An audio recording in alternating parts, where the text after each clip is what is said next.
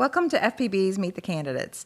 This Cable 10 series allows you, the viewers, to get to know our local candidates a little bit better, and we're going to talk about some topics that are important to our community.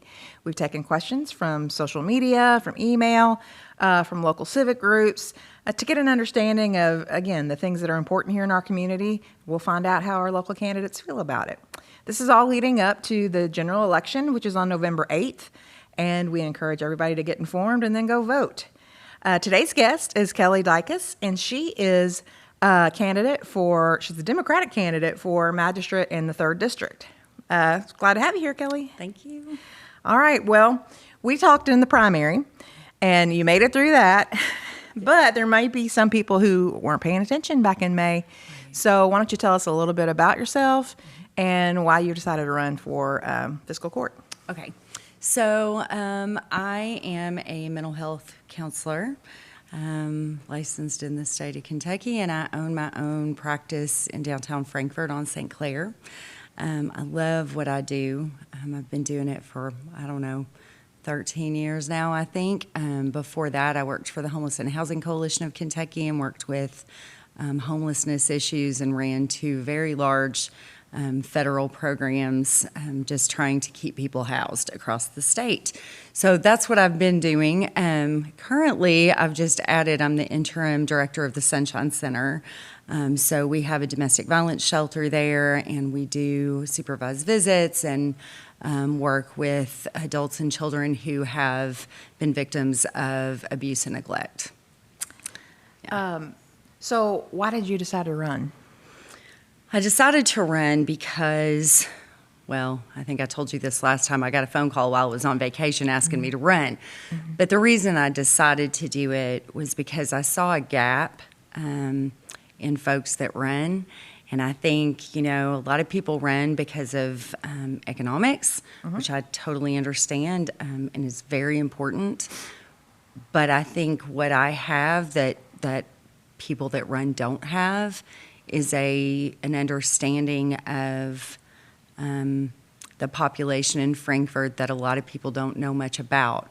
And that is people with mental health disorders, people with substance use disorders, people that are living on the streets, people that we just don't see and don't pay a lot of attention to, but are really important. What I hear often is, I saw this guy and he's homeless and he's scary and people don't understand what causes that. And that those folks are not the people that cause us problems. They generally are the ones that are victimized. So I think that those are huge issues. I think that every family in this county knows has someone that they love that has a serious mental health condition or substance use condition, or that's living on the streets or close to living on the streets. And it's something that we need to deal with, and I think that I'm in a unique position to help do that. Okay. Well, inevitably, whoever wins the seat in the 3rd District is going to be new to the court because Yes. the seat's currently held by Michael Mueller, and he's running for county judge. Right. So what do you think are the advantages of having new blood on the court? I think new blood is always good. Mm-hmm. I think we need new perspective. I think that's always good. I think that, my personal opinion is that people shouldn't run forever in elected seats. I think it shouldn't be a full-time job forever because, just like in our regular everyday jobs, it becomes kind of mundane and we forget why we're there after a while. Mm-hmm. And I think in these kinds of positions, we're there to serve the public and to be their voice. And I think after we've done that for so long, maybe we forget what we're there for. Yeah. So you do have an opponent, and can you tell me what you think distinguishes you from your opponent? I think that's pretty easy. Number one, I'm older. Not that that's a better thing, maybe, but I have a lot more experience, I think. Mm-hmm. I've run a lot of different kinds of programs. I have a lot of experience in the things that I just talked about. I actually did work in county government for a brief while way back when, in my late 20s, maybe early 30s. I just have a lot of experience with a lot of different things, and coming up with solutions to problems. Yeah. Well, part of community support, part of public service is community support. Yes. And can you share with us like any civic organizations or nonprofits, you've already mentioned some, that you've been involved with and actively assisted in recent years? Yes. So I'm on the board of the Fuller Center, which used to be Habitat for Humanity, so not a lot of people know what that's about yet. It's very similar to Habitat. It just has some different rules. It's not as difficult to run, I think. So we build housing for people who are very low income and may never be able to buy a house otherwise. Same kind of situation with sweat equity and that kind of thing. And the mortgage is much lower, and people that are low income can afford that. So I love doing that because I think one of our issues and one of the things that I'm running on is increasing the affordable housing stock in Frankfort. We don't have any. We just have very little affordable housing stock. So that's important to me. I was on the Sunshine Center board for a really long time. I have stepped down so that I can run the Sunshine Center for a while until we get it kind of back together and running the way we want it to run and providing services that we want to provide. So I do that. Okay. Yeah, Well, that's enough for now, I Keep you think. busy, huh? Yes, yes. Okay.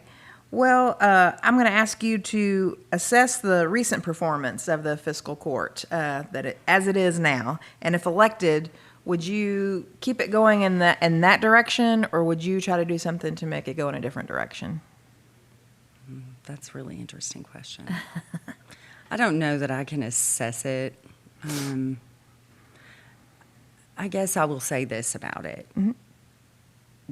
What I have noticed, and I noticed this about, the city commission too, just about any governmental body, I think that sometimes they get stuck on what they want, not what the public wants necessarily, and they get very focused on one thing, and maybe that one thing is not the thing that is most important. I think that sometimes I have seen them kind of, go at each other a little bit. And they're all really good people. I know them, and they're good people. They just, I think, sometimes lose focus.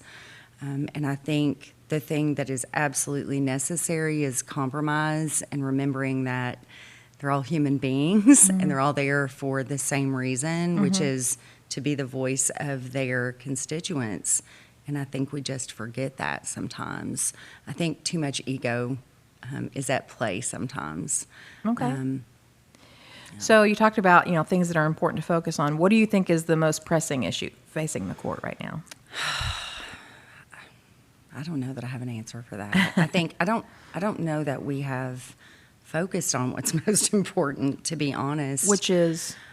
For me, I think it's coming up with a solid plan for economic development, actually planning it, not just having it fall in our laps and then going, oh yeah, we want that, or no, I don't think we plan enough. I don't think we ask people what they want enough. I think that, what I talked about before, just the folks that we have in Franklin County that are underserved, we don't talk about that enough. We don't do enough about that. I was at a city commission meeting last night. I just went to kind of back some people up in the community because the Simon House needs some funding for their shelter. And it's important. We have lots of homeless folks right now. It's amazing to me when people say, well, I don't see anybody that's homeless. Well, they're all over the place. You're not going to see them because they're not sleeping on the street, because if they do, they'll go to jail or, something. They'll get hurt. So we don't see them all, but they're there. I hear from them every day. I see them every day. They're there. Yeah. We're just not doing anything about it. Because it's hard. Yeah. There's no one simple answer for that. So Yeah. I'm not dogging anybody on it. I'm just saying it's an important issue. We're not funding that enough. Okay. So if elected, what actions would you take, or things would you propose to help increase public input in the decisions that the fiscal court makes? This probably sounds really silly, but I really like good old-fashioned like town hall meetings. We have internet now. There are lots of ways we can do that, really. I mean, I hear from people every day. I have a Facebook page, and people message me, and they talk to me on Facebook, and they call me, and they email me, and they, just because I'm running. So I can't even imagine what that's going to look like if I win this. Yeah. I don't think we ask. Right. We need people coming to meetings. And I know that was hard during COVID, and I think we lost some of that during COVID, and we need to get that back. Yeah. We need to be asking people what they want because it's their money. It's tax money that we're spending. Right. And we need to be asking people what they want, and I just don't think we're doing enough of that.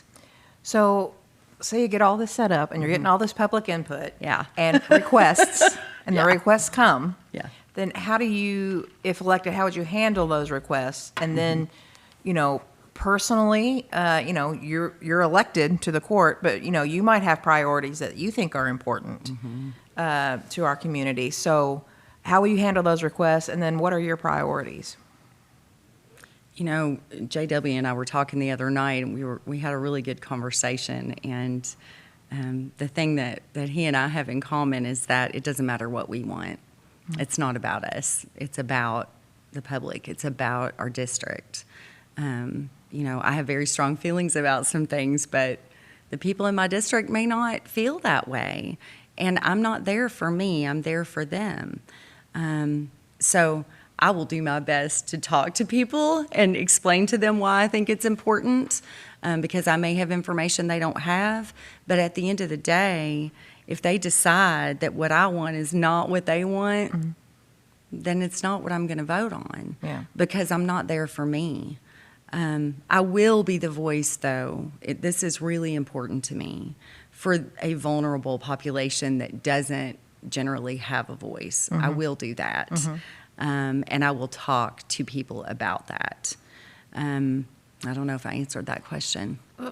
Somewhat. Kind of. You've talked about your priorities as far as mental health situation here, and homelessness and substance use. Yes. So let me ask you this: if you received $1 million grant that you could use any way you wanted for the county, for the county, Yes. what would you do with it, and why? So I think I would do a few things with it. I think we could do a lot with $1 million. I think I would focus on substance abuse first and foremost. But in doing that, I don't think we're doing that well here or anywhere, really. I think we need a mental health court, and I've said that before. I don't know that I will pull that off. There are lots of people that don't think that's a good idea. There are others that think it's a great idea. We'll see what happens with that. I think that would be the place to go with some of that money. Sure. I also think that job training for people who have been incarcerated because of substance use and because of, just mistakes that people make when they're young, it really messes them up when they come out, because it's very difficult to get a job and they don't have job skills. They can't get housing. They can't get anything when they get out. So we have not only said, okay, you're going to go spend time in jail for this amount of time. It's forever. Yeah. I mean, it's not just you're going to jail for 2 years. That's not the way that works. Yeah. So I think that job training is really important. And on top of that, we need to fill some jobs in Frankfort. We don't have enough people working. And we see those signs everywhere, right? That we're closed today because we don't have enough staff. So how does that start? What is the So I process of that? I think that we need to set up a system whereby when people come out, before they come out, we have social workers, we have people that talk to them and find out what their wants and needs are, and then we start filling them in with people in the community that know how to do those things.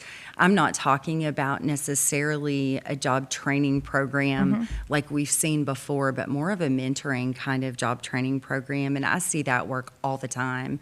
I'll give you an example. My husband's a carpenter. he builds houses and he does those kinds of things. And he has a young man that's working with him right now that has never done that kind of work before.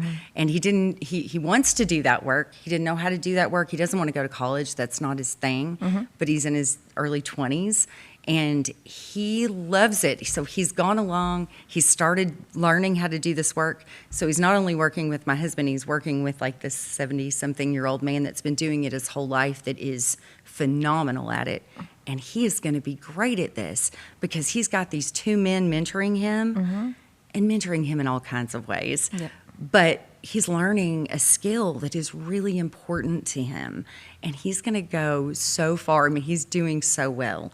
We need those men and women to step up and mentor some of these kids that are coming out and that don't want to go to college necessarily. It's not their thing. I think we need some of that. We need to bring people back into the community and make them feel like a part of the community. That's how we heal ourselves. I think that's what's important. So we can set some of that up. I ran a statewide AmeriCorps program. It isn't that hard. I promise it's not. I've done it. We need the funding for it. We need the people to become involved. I actually had somebody text me and say, I have an HVAC company and I would love to have people to mentor. I would love to teach people how to do this. We have people in this community that want to do this. We just need a system for it. All right. I will ask you, right now the Franklin County, the solid waste contract is up next year. And that's a thing that the court's going to have to take up because it's possible that the cost of those services for a new contract can double from $2 million to $4 million. So what measures would you support to make up that deficit? Because that's a $2 million It's huge. deficit. I don't have an answer for that. Yeah. I really don't. Yeah. I don't know enough about solid waste to answer that question. That's something I'd have to research. I don't know. Well, part of that is about budgeting, Of course. finding revenue streams. So when you're on the fiscal court, and you have to deal with a large budget. Sure, absolutely. So what experience do you have with large budgets, and how are you equipped to handle a budget as large as the fiscal court? Well, like I said, when I was with the Homeless and Housing Coalition, I had 2 very large federal grants, so I'm pretty good with those. And you have to be very careful with them, and you have to make decisions that are difficult. So I know how to do that. I don't know much about solid waste. I would have to learn more about that, but I do know. That you have to prioritize and you have to compromise, and you have to look for the best vendors, and those are things that you have to do, and it's not an easy thing to do, but it's also not impossible, and you have to work with people, and I think that's something we can do better. The grants that I had it was $800,000 a year, I think, for one of the grants. We had to work with 52 people statewide and all of the nonprofits statewide that had these members. So it's not easy, but it's something that if you sit down and really think about it and prioritize is not a real difficult thing to do. Yeah. You have to give some things up, and that can be hard. And that's where the decision-making process comes in. That's right. Another budget issue that the fiscal court's going to have to consider is recently the fiscal court partnered with the Frankfurt Plant Board to apply for broadband expansion grants. Yes. We applied for 11 and we got all 11. And the fiscal court pledged to put in $3 million. The Frankfurt Plant Board pledged $5 million, so that gives us 8, and the grant would match that and be 16. That's awesome. We already know that costs are going up, Right. and that it's going to cost more than the $16 million. So my first question is, if elected, do you commit to make good on the original pledge of funds to expand broadband? We have about 2,000 customers in the Franklin County area who don't have access Oh, I to know. internet. Yeah. So is that something that you would still commit those $3 million funds? Absolutely. I think that's necessary, yes. And then are you prepared to vote for an increase in the court's contribution to this project if needed? And where would you propose those funds come from again? Yeah, see, so absolutely. I think broadband is so important. And I think in this day and age, everybody has to have internet. That's Sure, just yeah. the way it is. We can't live without it anymore. I don't know where that money would come from. I think there are lots of grants out there. I think state government can be very helpful with that. I think the governor is committed to that. So I think I absolutely would vote for that. And I don't think broadband is the hardest thing to get funding for. Sure. Well, another thing that people are wanting is an indoor pool. So Yes, they do. Since Yes, the closure they do. of the downtown YMCA, Frankfurt has had limited services with the YMCA, and then also, again, no indoor pool. Right. So, if elected, how will you be involved to bring new pool facilities to our community? Well, I was a swimmer, so and I have heard from so many people in this community that they want a pool and they need a pool. I think the city and the county need to work together on that for certain, and I understand that they have been doing that. I have not heard recently what the plan is, but I do know that they're working on a plan. Yeah. I think it's important. I think that we need an indoor pool. I'm not sure where it needs to be. And I'm not sure what they have decided at this point, if anything. I need to look into that again. I did a few months ago, Yeah. and I knew that they were working on it. I think it's important, and I would definitely work toward that. But just because, again, while it may not be the most important thing to me, I have heard from people in my district that it is very important to them. Yeah. Kind of dovetailing with that is the last time you were here, we talked about Lakeview Park, about the plans happening there or not happening or whatever we're doing. But recently, the County Parks Committee, which is a subcommittee of the court, voted to set up a sports tourism commission in the county. That commission is tasked with finding a revenue stream that will fund the construction of a multi-sport complex in Lakeview Park. What are your expectations of that committee, and what do you think is an acceptable timeline for their work?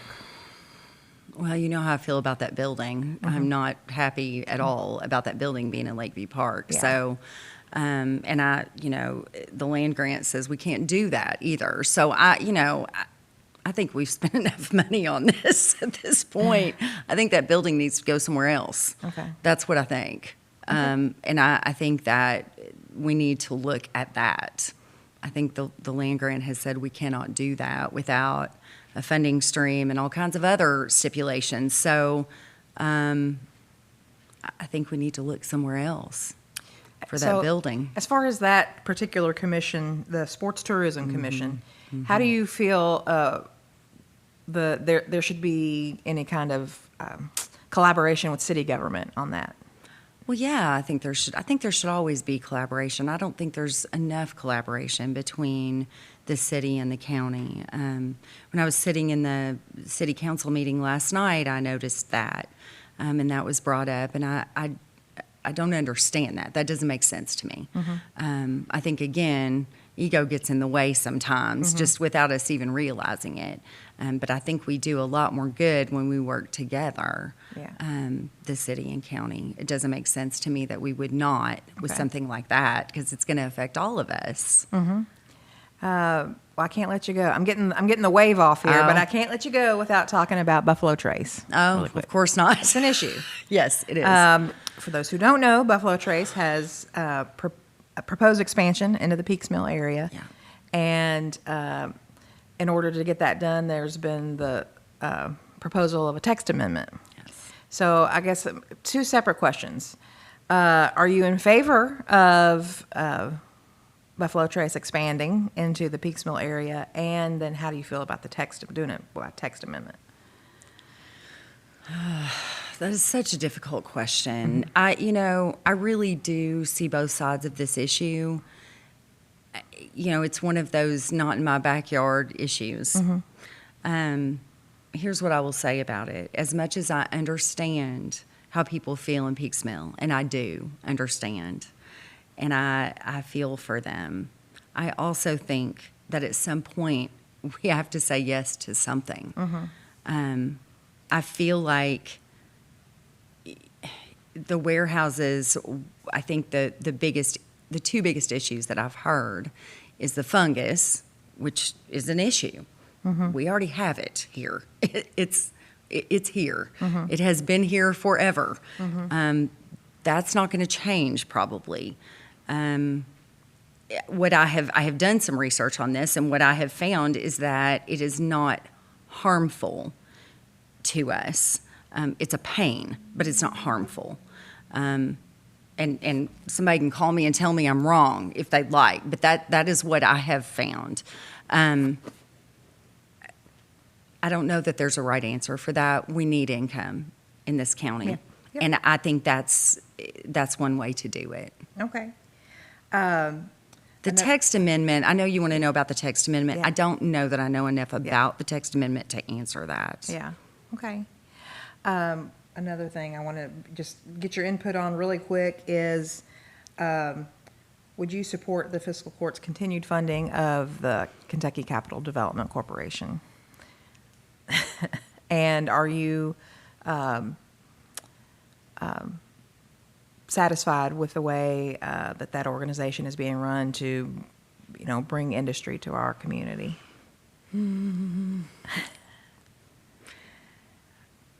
I don't know that I am. Okay. I don't know that I am. Okay. I have not looked into the numbers enough. I would need to do some more research on that. Okay. So I'm not going to give you a definitive answer on that. I literally, last time we spoke, I didn't know anything about it. Yeah. And that bothers me. It bothers me that I didn't know anything about it. Yeah. I should. I'm out there. I'm involved in all kinds of things, and I should have known about it. And my not knowing about it worries me a little bit about what they're up to and what they're doing and how much good they're doing and all of that. Not saying they're not. Yeah.